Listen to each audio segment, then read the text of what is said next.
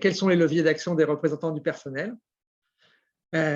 Donc, ce webinaire veut donner à voir des initiatives concrètes portées par des représentants du personnel dans des domaines variés, dont le fil conducteur est la transition écologique et les évolutions, voire les mutations qu'elle génère. La transition, au-delà des discours théoriques et des grands schémas, c'est, et ce sera encore plus demain, un foisonnement d'actions de terrain qui nous concerne tous, en tant que citoyens, que consommateurs ou que salariés, et souvent à plusieurs titres à la fois. Dans cette conférence d'aujourd'hui, nous allons donner la parole à 3 personnes, 3 syndicalistes. En premier, nous donnerons la parole à Mélanie Lebas, qui est une élue au sein d'Airbus, qui abordera la question des activités socioculturelles. Ensuite viendra Laurent Grison, président du syndicat CFE-CGC du pétrole, qui est salarié de l'IFP Énergie Nouvelle. Et enfin, Julien Ray, délégué syndical CFDT du BRGM, qui reviendra en particulier sur les questions de mobilité et la façon dont les représentants du personnel s'en sont emparés au sein du BRGM. Je laisserai chacun d'eux se présenter plus complètement à leur tour de parole. Si durant ce webinaire, vous avez des questions ou des réactions, vous pouvez les inscrire dans la discussion, et nous les reprendrons au cours du webinaire ou bien à la fin, dans la mesure où elles s'inscrivent dans les sujets abordés aujourd'hui et que le temps nous le permettra. Donc, voilà. Après ce préambule, je vais donc maintenant passer la parole à Mélanie. Mélanie, pourriez-vous, s'il vous plaît, nous expliquer, après vous êtes présentée, ce qui a conduit votre CSE à appréhender les ASC sous l'angle de la transition écologique et comment cela s'est traduit et quelles ont été les réactions à la fois au sein du CSE, mais plus largement de l'ensemble des salariés. Oups, attendez, il faut que j'arrive à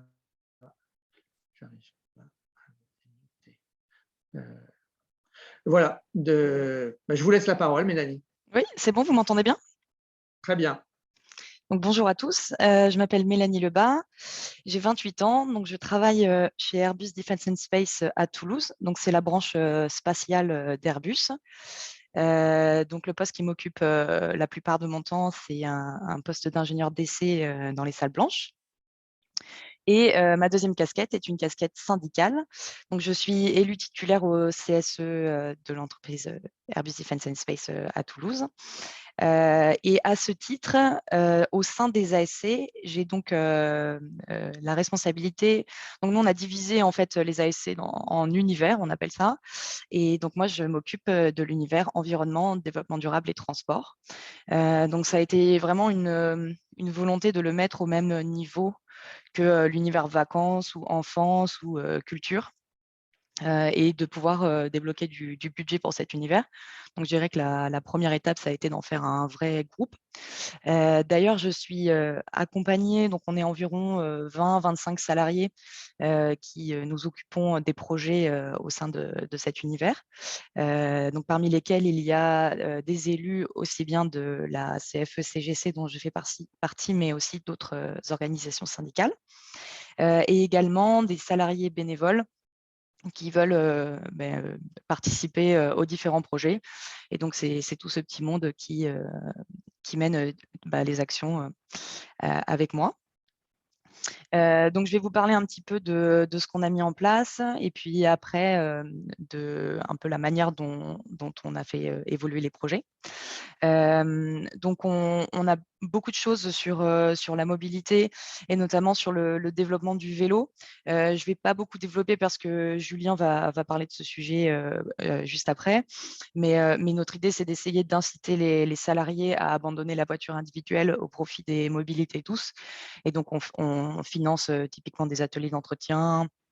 On organise des prêts de vélos à assistance électrique pour faire basculer des salariés qui jusque-là utilisent leur voiture vers le vélo, par exemple. Ensuite, un des autres projets qui commence à se développer, c'est l'organisation de fresques du climat. Alors, pour ceux qui ne connaissent pas, c'est une association qui donc met en place des ateliers collaboratifs qui a pour but de vulgariser le rapport du GIEC. Donc, ça, c'est la première phase de l'atelier. Les gens montent une fresque qui est basée sur des cartes. Et ensuite, la deuxième phase, c'est une phase d'idéation où on invite les participants à réfléchir ensemble à des actions qu'ils pourraient mettre en place dans leur périmètre, alors soit dans leur vie individuelle, mais lorsqu'on réalise ces ateliers en entreprise, c'est appliqué aux activités de l'entreprise. Et pour les élus, typiquement, comment faire évoluer les organisations syndicales, les groupes, vers des actions qui prennent en compte les sujets environnementaux et la RSE dans le cas des groupes syndicaux. Donc, par exemple, c'est quelque chose que je vais proposer à mon groupe CFE-CGC. On est en train de mettre ça en place pour début 2022, faire une fresque du climat tous ensemble. Et ensuite, le projet dont je voulais vous parler un petit peu plus en détail, qui est probablement le projet le plus ambitieux qu'on a mis en place jusque-là. Donc, il s'agit d'un audit carbone à grande échelle sur nos ASC. Donc, un audit qu'on a divisé en 2 phases. La première, c'est la partie bilan carbone. Donc, pour avoir un statut de nos émissions, des ASC de notre CE. Alors, le CE d'Airbus Defence and Space, c'est à peu près 8 millions d'euros de budget et 4 ou 5 000 ayants droit. Donc, c'est quand même pas négligeable. Et puis, la deuxième phase, qui est donc la phase la plus intéressante, c'est de définir une stratégie de décarbonation. L'idée, c'est d'inscrire le CSE dans la stratégie bas carbone de la France. Alors évidemment, on a vite compris qu'on ne pourrait pas faire ça seul. Donc, on a souhaité se faire accompagner dans ce projet par un cabinet de conseil spécialisé. Donc, on travaille avec le cabinet qui s'appelle A2DM, qui nous accompagne à la fois sur le bilan carbone, mais également pour la deuxième phase de réflexion à une stratégie de décarbonation, puisqu'on a voulu en faire un travail collaboratif entre le cabinet qui est expert du climat et des sujets de décarbonation et les élus du CSE qui sont, eux, experts du CSE et des activités qui connaissent le périmètre. Et donc, c'est en faisant collaborer ces 2 équipes qu'on pense trouver les meilleures idées et les plus pertinentes. Donc, cette idée, à l'origine, elle est née parce qu'on s'est dit que c'était bien de faire du CSE un exemple, un modèle pour montrer que les CSE ont aussi leur rôle à jouer dans l'évolution, enfin la transition environnementale. Et puis, on espère par cette démarche inspirer d'autres CSE, mais aussi montrer à notre direction, à l'entreprise, que les CSE prennent aussi les choses en main dans leur périmètre, qui est celui des ASC, qui est complètement géré. Et on a notre propre budget. Voilà, l'idée, c'est d'être un modèle aussi. Alors, pour vous expliquer la manière dont on a procédé, donc, en fait, donc, cette idée, elle est née à partir de discussions avec d'autres salariés qui étaient intéressés par la cause environnementale. Et la première chose, en fait, j'ai été en discuter avec le secrétaire du CSE pour voir si c'est un projet qui pourrait l'intéresser et qui serait prêt à soutenir. Assez rapidement, il m'a donné son accord et il a été très intéressé par la démarche. Donc ensuite, on a commencé à en discuter dans notre groupe CFE-CGC. Donc là, évidemment, il y a des personnes qui étaient très motivées très rapidement, et puis d'autres élus qui étaient plus sceptiques.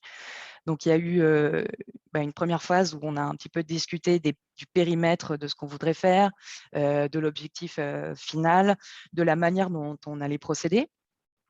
Au final, on a tous été assez rapidement convaincus que cette démarche pouvait être vraiment très intéressante.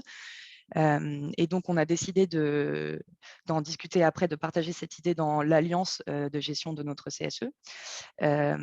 Donc, on gère le CSE avec Force ouvrière et la CFTC. Une fois qu'avec tout le groupe, on s'était mis d'accord pour lancer le projet, on a commencé à démarcher un premier cabinet pour essayer de voir la faisabilité de ce projet, puisque on s'est assez vite rendu compte que ce serait un gros travail de faire le bilan carbone des ASC. Donc, on a fait des réunions avec ce cabinet pour voilà, un petit peu avoir en tête les ordres de grandeur, notamment du budget à débloquer. Donc, pour vous le donner, on a un budget de 60 000 € pour faire toute l'étude et les 2 phases. Une fois que ça a été fait, on a lancé l'appel d'offres à proprement parler. Donc, on a monté tout un tas de critères. Donc, ça nous avait déjà occupé quelques mois. On a 2 cabinets qui ont répondu. Ensuite, on a étudié les offres. Et puis, du coup, on a sélectionné le cabinet A2DM pour travailler avec eux. Et puis, donc, où est-ce qu'on en est aujourd'hui ? Donc, on est à la fin de la première phase. Le bilan carbone a été réalisé. On a reçu les résultats préliminaires. Et on va présenter ces résultats en CSE la semaine prochaine, et puis entériner le début de la deuxième phase, donc la phase vraiment de définir une nouvelle stratégie dans notre CSE, donc aussi bien sur l'offre qu'on propose, comment la faire évoluer, et puis éventuellement notre mode de subventionnement, est-ce qu'on le modifie, voilà, il y a vraiment tout qui est ouvert. Donc, ça va être des discussions vraiment passionnantes. On va intégrer à ces discussions également les salariés de notre CSE. On a une quinzaine de salariés à plein temps qui s'occupent de notre CSE. Donc, ce sont aussi des experts de nos activités.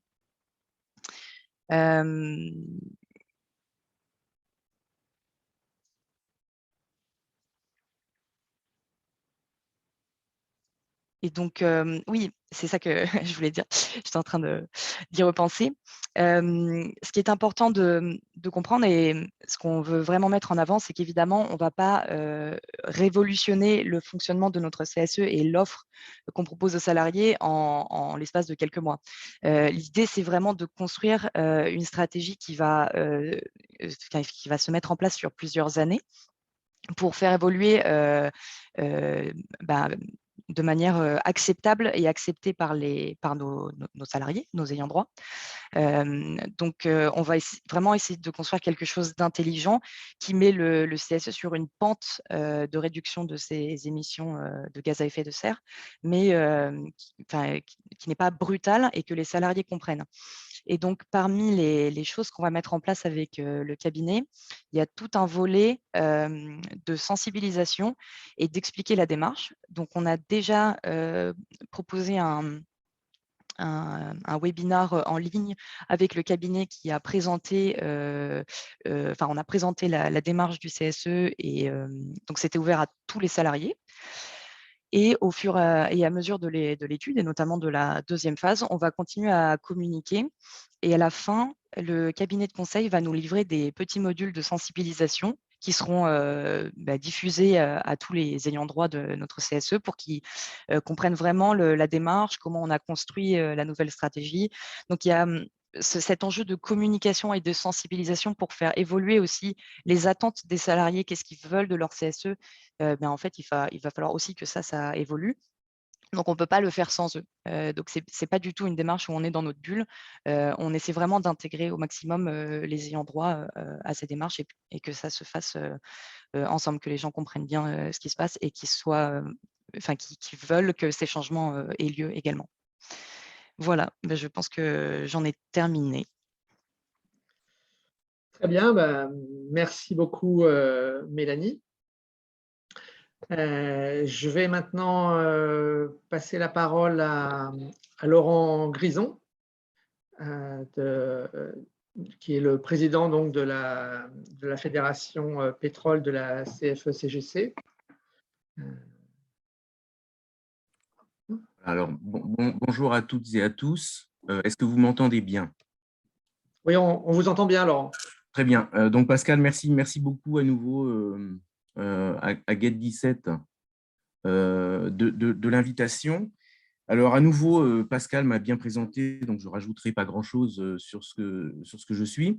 Quand même une petite connotation, c'est-à-dire que je suis particulièrement intéressé par les aspects emploi, compétences et formation. Donc, je pense que ça va se voir un petit peu dans ce que je vais partager avec vous pendant ces 10-15 minutes. Donc, comme j'aime bien sortir un peu de la boîte, en fait, si je reprends le titre du webinaire, hein, Dialogue social à l'épreuve du climat, entreprise et environnement, quels sont les leviers? En fait, je vais vous proposer de changer le mot environnement par transition écologique. Bon, Pascal l'a dit tout à l'heure, hein, c'est très synonyme, transition écologique et changement climatique. Et je vais vous proposer de changer entreprise, si vous me le permettez, par branche professionnelle. C'est-à-dire ce dont je vais vous parler, en fait, de façon assez concrète, hein, c'est l'évolution d'une branche professionnelle face à la transition écologique. Donc, vous montrez bien sûr sur le terrain d'une branche professionnelle, qu'est-ce qui se passe, en l'occurrence la branche professionnelle, donc la branche du pétrole, dont vous pouvez penser bien sûr que la transition écologique a une influence directe, hein, sur l'avenir de la branche pétrole. Donc, en fait, je vais partager avec vous tout simplement hein, la démarche qui relie l'écologie à l'emploi, voilà, et en sachant aussi que, je vais vous proposer hein, quelque part un peu une vision politique, hein, c'est-à-dire nos leviers à la CFE-CGC Pétrole, ils sont essentiellement politiques et j'essaierai de clarifier mon propos. Après, je voulais partager avec vous, et je ne sais pas ce que vous en pensez, mais je pense qu'on parle très souvent des usages, c'est-à-dire des nouveaux usages de la transition écologique. J'en veux pour preuve qu'à l'IFPEN, par exemple, on vient de signer un accord mobilité durable. Hein. Ça veut dire que je partage totalement, je pense, ce que mes collègues nous présentent ce matin. On parle également aussi beaucoup du prix des énergies, chez nous, le prix du baril, etc. Et on parle très peu, et ça, c'est mon vrai dilemme, on parle très peu, en fait, on a très peu de pédagogie sur les emplois, les métiers et les formations. Voilà. Autrement dit, pour taquiner un petit peu, on parle souvent de la mobilité des gens qui vont au travail en vélo, mais ma question, c'est s'ils n'ont plus de travail, voilà. S'ils n'ont plus de travail, qu'est-ce qui se passe? Alors, la branche pétrole, très rapidement, 250 entreprises. Le périmètre est bien sûr étendu à la France, y compris les ultramarins. On a à peu près 33 000 salariés en France. Voilà. Et puis, bon, bien sûr, vous vous doutez bien que les grands groupes pétroliers sont maintenant des grands groupes énergéticiens. C'est une des conséquences de l'évolution vers la transition écologique, bien évidemment. Alors, nous recouvrons les activités de raffinage, de dépôt de carburant, de pipeline et d'avitaillement. Alors, une fois que j'ai dit ça, hein, je reprends également l'intitulé du webinaire parce que ça m'intéresse particulièrement. Il est dit la nécessité d'agir vite et fort.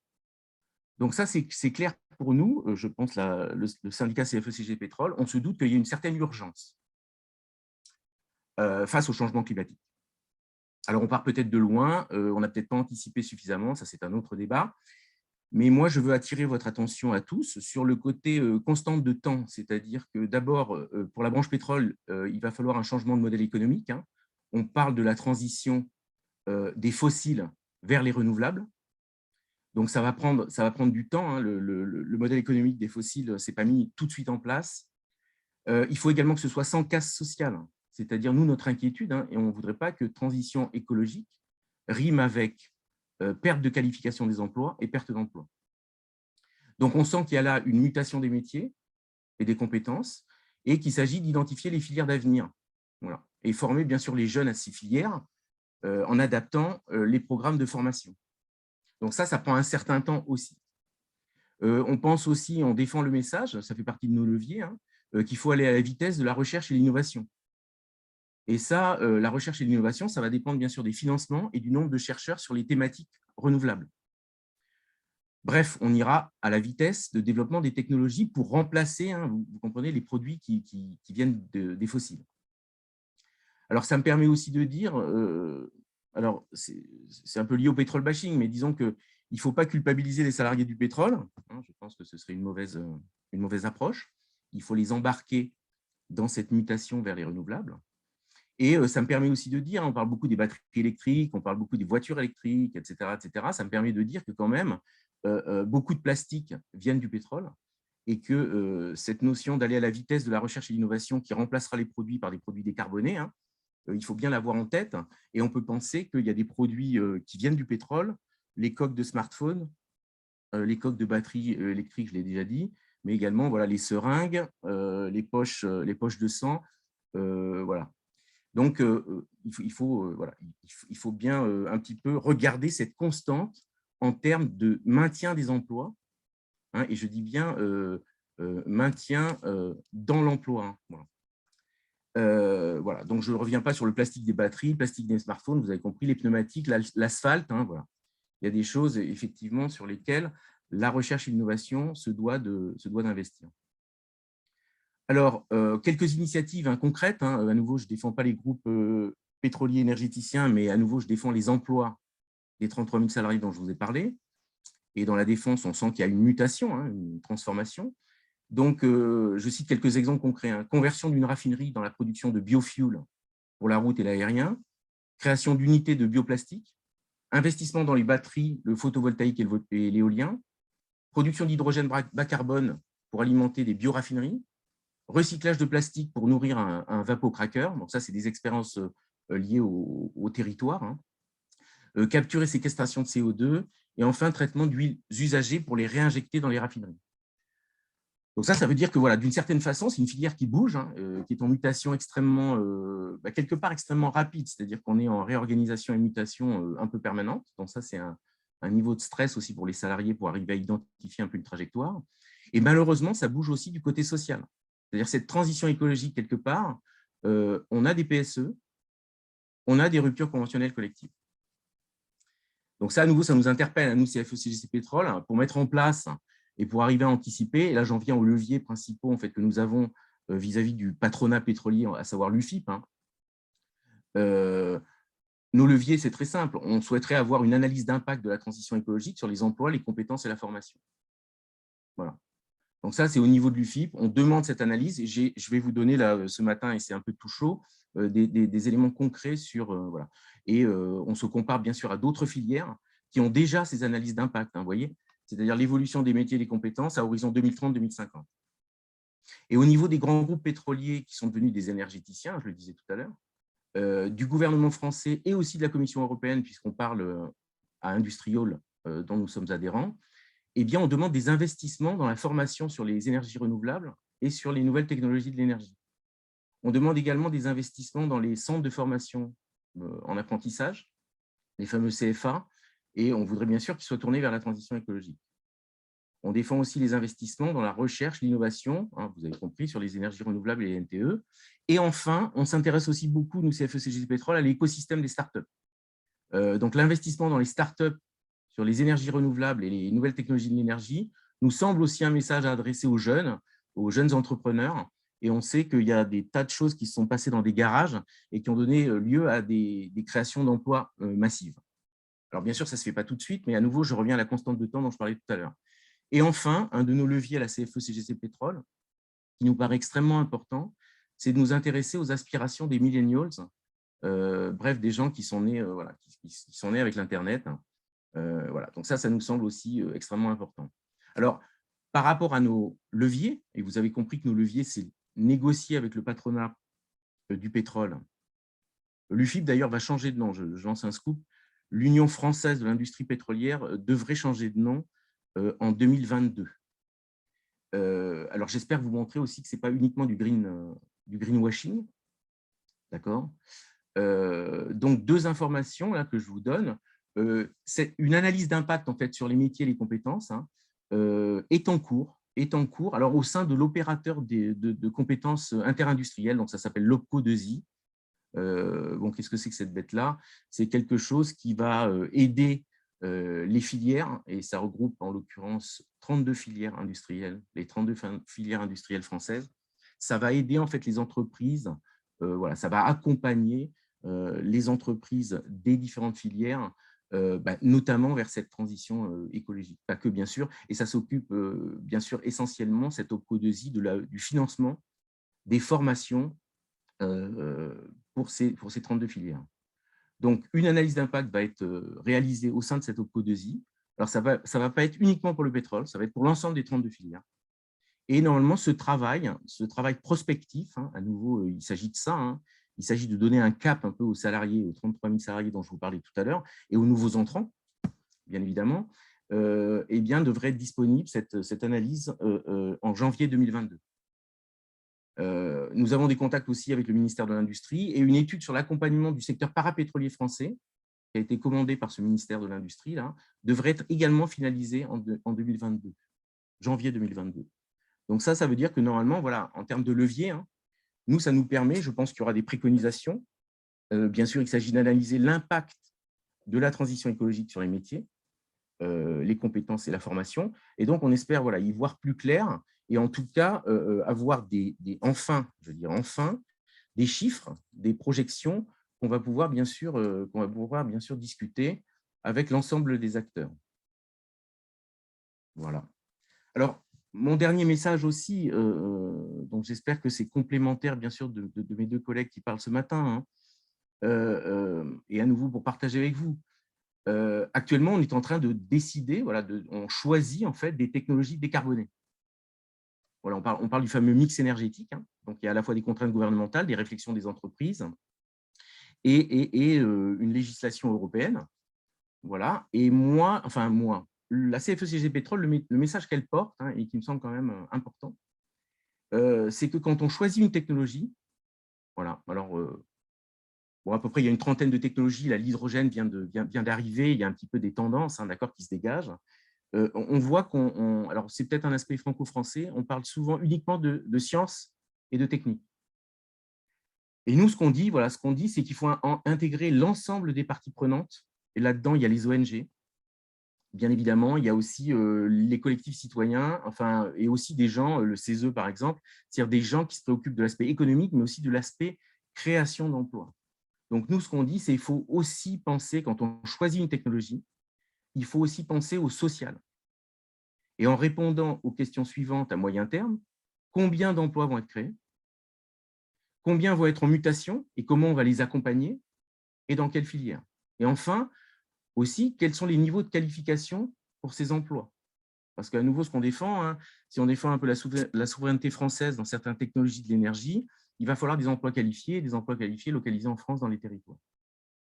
Mais ça, il faut se poser la question quand on choisit les technos, je pense. Sinon, ça va être un peu trop tard. Autrement dit, soyons clairs, je partage avec vous le fait qu'on peut très bien choisir des technologies de l'énergie qui vont supprimer les emplois.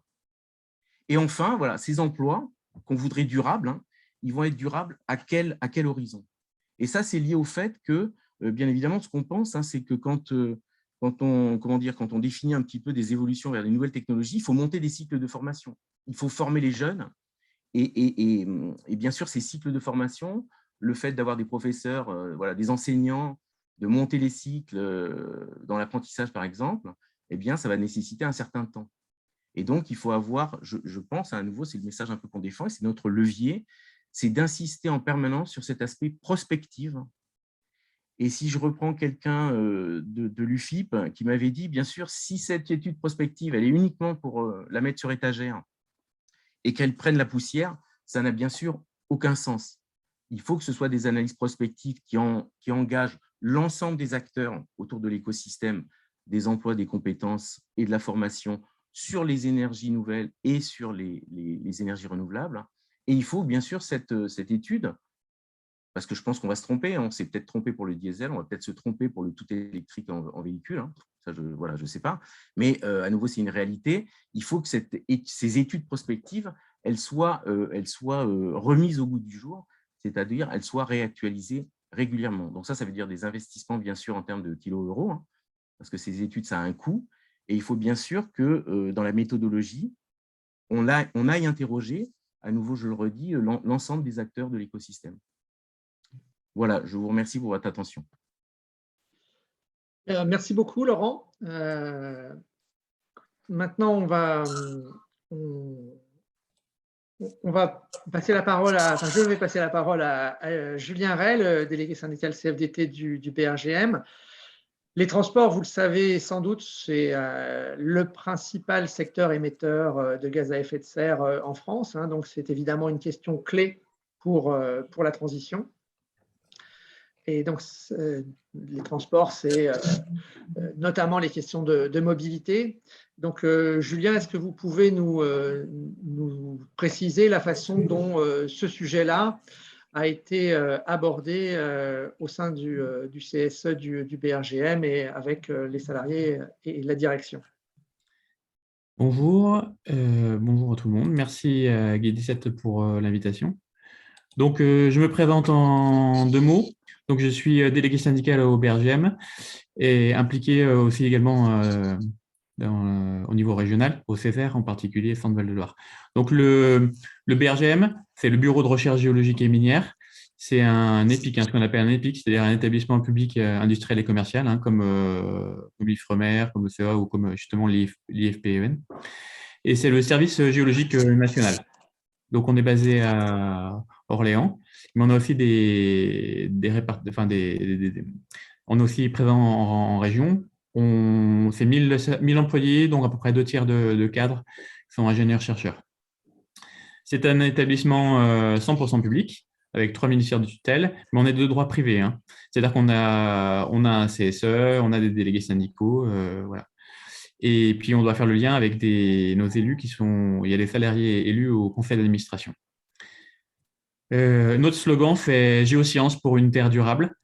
Donc, on est complètement dans le sujet. On va dire, c'est notre cœur de métier.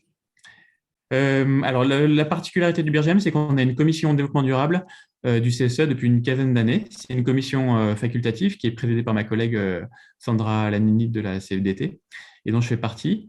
Donc, on se réunit 4 ou 5 fois par an en plénière avec la direction. Et puis, entre 2 plénières, on travaille en sous-groupe sur des projets spécifiques. Donc, cette commission, c'est vraiment un lieu d'échange entre les salariés, donc pas forcément que des élus, hein, c'est souvent des élus, mais pas que, et la direction. La direction, elle est représentée par la chargée de mission RSE. Pour la direction, nous, on se considère comme un aiguillon pour la direction, c'est-à-dire qu'on propose des sujets, on suit la mise en place, on apporte notre expertise. En fait, c'est notre métier déjà de résoudre des problèmes scientifiques et techniques et complexes. Donc, on a un peu l'habitude de ça et on travaille un peu en mode projet sur différents sujets. Donc, je vais vous donner des exemples de sujets traités. Donc, évidemment, on participe à tout ce qui est semaine du développement durable, de réduction des déchets, ce type de semaine européenne ou française, au bilan carbone, aux appels d'offres des déchets pour les déchets, ce type de choses. Mais aussi, on travaille aussi sur la restauration, donc en particulier la mise en place de la loi Egalim en ce moment, les achats éco-responsables, la production d'énergie, donc par exemple via les panneaux solaires. Et puis nous, on est très attachés à la géothermie, puisqu'on le traite d'un point de vue scientifique aussi, donc on essaie de mettre de la géothermie un peu dans tout ça. On est sur un parc forestier à Orléans, donc on traite aussi de tout ce qui est la forêt de notre parc. On traite aussi de ce qu'on appelle la Green IT, donc tout ce qui est l'informatique, les technologies vertes, on va dire. Et puis, les missions, on a réussi à faire en sorte d'utiliser les vélos pour nos missions, et puis d'utiliser moins l'avion pour les missions en France.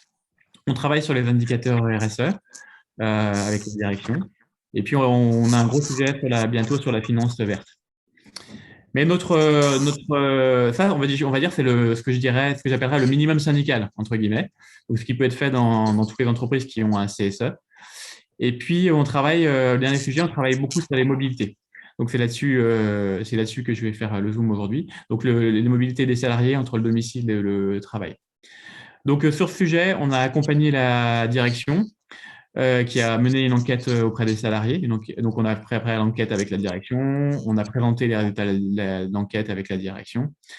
On participe à ce qui s'appelait avant les plans de déplacement d'entreprise et les plans de mobilité avec la direction. On a des échanges avec la métropole d'Orléans. Et puis, on fait des enquêtes de notre côté. Par exemple, quand il a fallu mettre en place des indemnités kilométriques vélo, on a fait une enquête auprès des salariés pour savoir exactement comment on pouvait mettre ça en place, qui ça concernait, est-ce que c'était incitatif ou pas. Et puis, on a relevé les itinéraires cyclables dangereux pour venir au travail, pour échanger avec la métropole. On a travaillé sur le covoiturage. Enfin, voilà. Mais le but, c'est pas de s'arrêter là et de sortir surtout des incantations. Tout le monde veut une diminution des gaz à effet de serre, mais maintenant, il faut trouver des projets concrets pour essayer d'y arriver. Donc, on essaie de faire des actions à long terme. Donc, par exemple, on a un petit groupe de vélo-taffeurs au BRGM qu'on anime pour s'échanger les bons plans. On a des actions, et puis on a des actions ponctuelles, donc c'est là-dessus que je voulais insister aujourd'hui. On a répondu, alors au titre de la CFDT Centre Val de Loire, à un appel d'offres de l'ANACT. Donc l'ANACT, c'est l'Agence nationale pour l'amélioration des conditions de travail, pour lutter contre ce qu'on appelle l'autosolisme des salariés, donc le fait de venir seul en voiture, pour les TPE-PME de la zone d'activité où on se trouve à Orléans. J'ai vu des commentaires là tout à l'heure. Effectivement, les grands groupes, c'est facile de faire des actions. Pour les petites entreprises, c'est plus compliqué, particulièrement celles qui n'ont pas d'élus. Donc, le but, ça va être de faire profiter de notre expérience de grands groupes pour essayer de disséminer des bonnes pratiques, d'apporter des bonnes solutions pour des petites entreprises de notre zone, c'est-à-dire nos voisins. Nos voisins sur la zone de la Source, si vous connaissez Orléans, c'est la zone qui est au sud d'Orléans, à au moins à 10 km du centre-ville. Donc, c'est un projet sur 18 mois qui vient de commencer, donc en partenariat avec Gate 17. Et les partenaires habituels, donc la métropole, la région, l'ARACT, qui est le financeur, et puis la CCI, l'ADEME, voilà. Bon, on en a à phase de contacter les partenaires et les organisations patronales. Donc là-dessus, il y a un bon retour. Tout le monde est d'accord pour faire des choses, c'est très bien. Maintenant, il va falloir passer aux actes. Donc nous, on va s'appuyer sur le réseau des adhérents CFDT dans les entreprises pour essayer de fédérer tout ça et trouver des solutions, y compris dans les entreprises où il n'y a pas de représentants du personnel ou ou des petits CSE. Donc pour le moment, on en est là. Et on se rend compte qu'il y a des freins, toujours les mêmes, hein, manque de moyens humains et financiers. Donc en particulier, on a rencontré la métropole qui nous a dit moi, banco, hein, je vous suis là-dessus. Par contre, nous, on n'a aucun moyen ni humain pour faire ça, ni financier. Et donc, c'est difficile, comme je disais tout à l'heure, de sortir des incantations, hein, des yaka faucons. Donc, ça, tout le monde le dit, hein, yaka faucon, il n'y a pas de problème. Maintenant, pour passer au concret, c'est un petit peu plus compliqué. Donc, notre but là dans ce projet, c'est d'impliquer les salariés sur les entreprises concernées, de convaincre les entreprises qu'elles ont un intérêt à y trouver et qu'elles soient motrices. Parce que si les entreprises montrent l'exemple, proposent des solutions, les salariés vont suivre derrière. Donc souvent, il y a quand même un manque d'imagination des entreprises, hein. Elles préfèrent payer une contribution de transport. C'est le cas, elles contribuent beaucoup au transport déjà via cette contribution, mais elles proposent pas beaucoup de solutions concrètes. Parce que c'est pas leur boulot initialement, leur boulot c'est de produire ce qu'elles ont à produire et c'est pas forcément de créer des abris vélos, des choses comme ça. Donc elles ont un peu de mal à imaginer des solutions pour les salariés. Donc là, on va essayer de travailler avec elles. Ensuite, il y a un autre problème très français qui est ce qu'on appelle le millefeuille administratif français. Donc, en fait, tout le monde a son mot à dire en matière de mobilité, hein. C'est-à-dire que l'État a son mot à dire avec, par exemple, tout ce qui est forfait mobilité, la loi d'orientation des mobilités, ce type de choses. Les régions, elles ont des choses à dire aussi puisqu'elles traitent tout ce qui est TER, transport interurbain, c'est leur compétence. Pour le transport scolaire également. Les départements, ils ont leur mot à dire aussi sur les routes, le transport des collégiens, ce type de choses. Et puis en zone métropolitaine comme Orléans, le transport urbain, c'est la métropole qui gère. Et puis, au niveau des aménagements purement urbains, si vous voulez faire pour attacher les vélos devant votre entreprise, il faut dialoguer avec la ville. Donc, en fait, c'est un peu la responsabilité de tout le monde, les mobilités. Puis, j'ai l'habitude de dire que quand c'est la responsabilité de tout le monde, ben, en fait, c'est la responsabilité de personne. C'est-à-dire que tout le monde pense que c'est l'autre qui va s'en occuper et personne ne fait rien. Donc, le but vraiment de ce projet, c'est de mobiliser tout le monde, de proposer des solutions concrètes et puis d'arriver à voir si on arrive à faire diminuer ce taux de salariés qui viennent tout seuls en voiture dans les entreprises autour de chez nous. Et tout cela, c'est donc en lien. Pourquoi nous on s'en occupe en termes de CFDT, hein, on n'est pas obligé. Enfin, nous on est à l'origine élus au sein d'une entreprise. Hein, le but c'est pas d'aller voir ce qui se passe au dehors initialement, mais en fait à la CFDT on est membre du pacte de pouvoir de vivre. Hein, donc c'est un groupement d'associations, d'ONG. On en parlait tout à l'heure, d'organisations syndicales pour faire en sorte de travailler ensemble sur des sujets donc sociaux, environnementaux, la pauvreté, le logement, voilà. Donc, y compris les mobilités. Donc, c'est un bon moyen de sortir le syndicalisme des entreprises, mais aussi d'intéresser des collègues. Donc, on en parlait tout à l'heure, les jeunes en particulier sont très intéressés par ces thématiques, et c'est une bonne méthode de les amener doucement vers le syndicalisme. Donc nous, par exemple, c'est ce qu'on fait. On propose de venir à la commission de développement durable, même s'ils ne sont pas adhérents. Souvent, ça les intéresse. Ils voient qu'on peut faire des choses. Après, ils deviennent adhérents. Ils deviennent élus, militants. Et puis voilà, après, ils deviennent des syndicalistes à l'ancienne, on va dire, au sein de leur boîte. Mais à l'origine, c'est des gens qui pouvaient être isolés du syndicalisme. Voilà, donc le but, c'est de transformer ce Yaga Faucon que nos collègues nous disent dans l'entreprise. Ah, bah, les mobilités, c'est simple, il n'y a qu'à venir en vélo, il n'y a qu'à faire du covoiturage, bien sûr. Mais maintenant, le but, c'est de passer à des actions concrètes. Et donc, notre boulot de syndicaliste au BRGM en particulier, c'est de les aider pour ça et de trouver des solutions concrètes pour arriver à faire cette transition écologique et énergétique dont tout le monde parle. Voilà, en quelques mots. Bien, merci beaucoup, Julien. Donc, peut-être une question complémentaire à Mélanie pour revenir sur la question des ASC et les réactions des salariés. En fait, comment est-ce que vous avez ressenti les réactions des salariés sur cette évolution des ASC pour mieux prendre en compte les questions liées à la transition?